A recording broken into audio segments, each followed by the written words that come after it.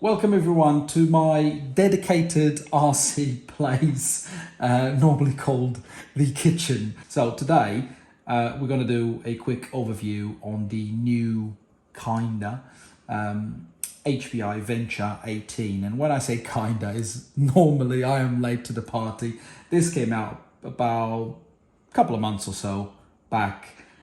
This is a 118 fully licensed Toyota Hilux SR5. So HPI has released this particular model into different specs. One is a fully brushless system, which in the UK costs about 199 point whatever pounds. However, this is the brushed version, which costs around 149 pounds. For size comparison, I'm going to put it next to a SEX24 and the Traxxas Defender. So you can see that the SEX24 is smaller, whereas the Traxxas Defender is more or less same size as the Venture 18. So, having said that, this is a Lexan body, and I think, although it looks great, I think they may have exaggerated the arches a little bit, and it ended up being a bit wider than in reality what the real model is. But I think this is a good achievement, to be honest. Again, it's a Lexan body, so with any Lexan body, it's going to be far more difficult to achieve perfection in terms of scale. Whereas if you go for an ABS rigid plastic body. However, being Lexan, it's still full of details. You got the plastic mirrors, you got the wind screens, you got the Toyota branding. That little branding there is actually made of metal, and that's Toyota. They've put their little plastic Venture 18, more stickers at the back. The SRI, that's the SR5, sorry, SRI. The SR5 branding is also a metal thingy there. Comes with a full light kit, and yes, including indicators. However, there's a nice feature on this 3-in-1 combined ESC receiver and light box that you can actually switch off the indicators completely, whereas still having the lights on, which is quite a good thing that I think everyone has been asking for every single manufacturer to do, but no one seems to listen. However, HPI did listen, and they've put the indicators on a separate switch, which is quite good. So you don't have that annoyance of, filming this going around up and down rocks and things like that, and the indicators flashing all over the place. So full of detail. Underneath, it's all made of plastic. However, all of the gears, axles, and including gearbox are all made of metal. There's one thing that I'm not the biggest fan of, and it's brass. So they've used brass on this Venture 18. Okay, Traxxas also does that, and I think there's an appeal to it to people like myself that like to throw this into water and mud. So that means you've got less maintenance to worry about when it comes to the brass when compared to bearings. But I would have preferred that it would have come with bearings. I think for the price of the model, which is 149, i.e. 150, shy of 150, I would have preferred to see bearings, but it's their decision. So the way you open the body is there's a little clip here that you have to align with a hole, and then it comes out like that, and it's on a little lash kind of thing, similar to the SEX24. And that's the interior, pretty much. It has a 180 55 turn brushed motor coupled to a 2-speed gearbox. This is quite important. and this is where there's a huge difference between this and, say, a Traxxas 118. This is a 2-speed gearbox.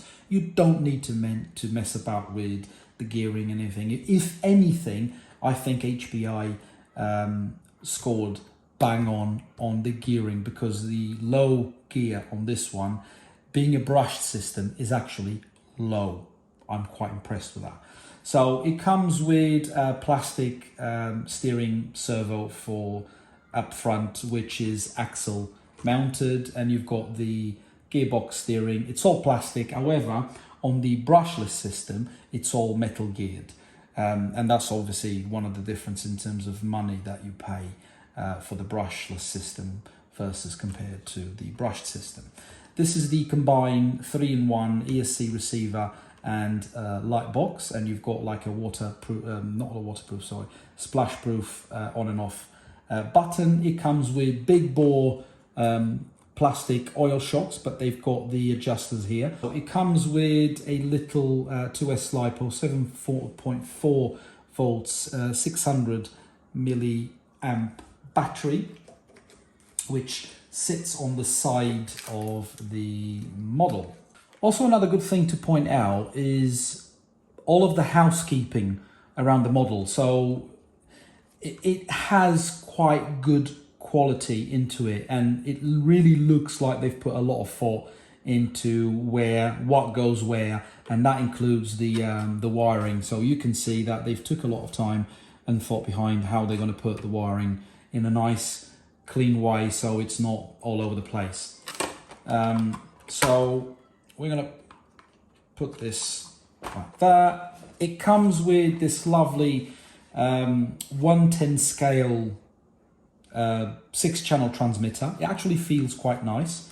And this is here where you've got all your steering throttle trims and all of your ESC trimmy things where you can play around, and your reverse buttons and things like that. HPI also includes this little thumb one drive plastic thing, so you'll have to take that wheel out, screw that into the wheel, and then screw the wheel back in. So we'll turn this on and I will show you. So it's a 6-channel transmitter once again. It has brake lights, which are on at the moment because it's parked, in a lack of a better expression. So you control your lightings through channel 3, and this is your main beam. Okay, right, so you've got no indicators at the moment, and the same thing for the rear, no indicators. That's your brake light, and you can see the difference between when it's parked to when you actually want to move it, and back again to brake lights. So click again, you've got your indicators on. Okay, same thing for the rear, your indicators on. You click again, you've got your high beams without the indicators. And it's the same thing for the rear. Click again. Hang on.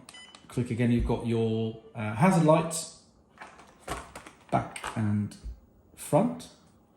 So you do have a complete light kit.